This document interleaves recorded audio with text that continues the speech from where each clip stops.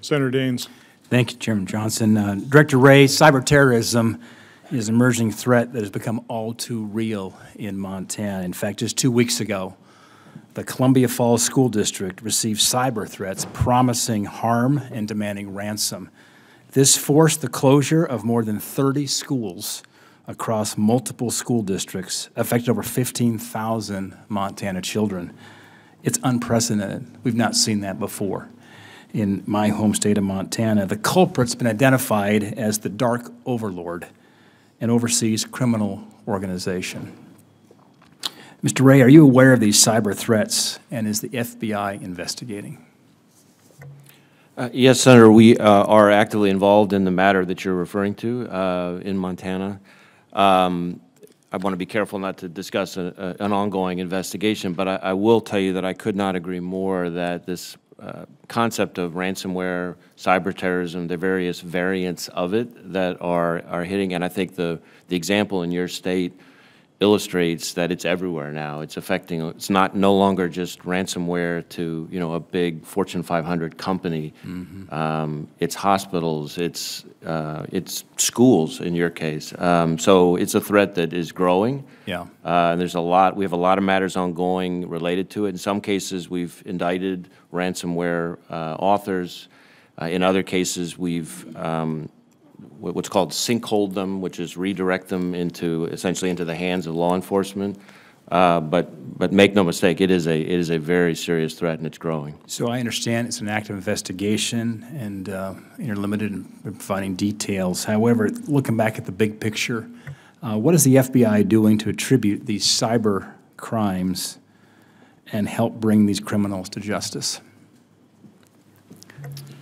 There are a variety of technological things we can do. We are also working with partners to try to exchange information to help identify sort of telltale signs that may help us link back to particular organizations. I think one of the things we're seeing more and more in this area, as much as any other, is how this stuff transcends boundaries. And so some of the same organizations are targeting victims in other countries as well, and so we're really working more and more with our partners to try to see if we can have their 2 plus our 2 to get more than 4, you know, to get 5 and 6, and so that we can really deal with these otherwise very elusive foes. Ms. Duke, as you mentioned, General Kelly, in his short time at the helm, drove down illegal immigration and boosted department morale. I think one of the underreported stories in this country is what you've seen in terms of the apprehensions and the decline of crossings coming across our southwest border.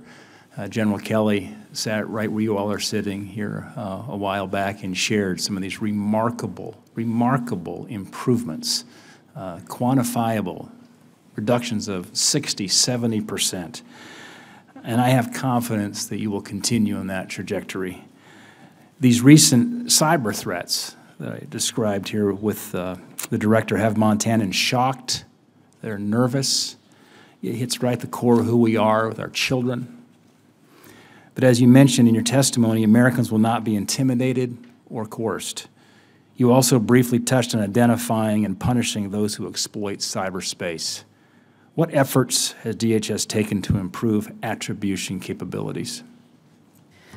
If I could real quickly, we went up 6 points in the employee survey this year also, so that was another good news story. Tremendous amount of work. I know they greatly respect and appreciate the emphasis on enforcing the law and law and order, so thank you. Thank you.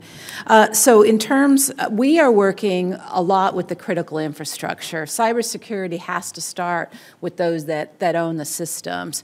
And so what we are working on is through our monitoring and our diagnostics, protecting not only the federal systems, but alerting and keeping the critical infrastructure, the private sector, aware of threats that might come out.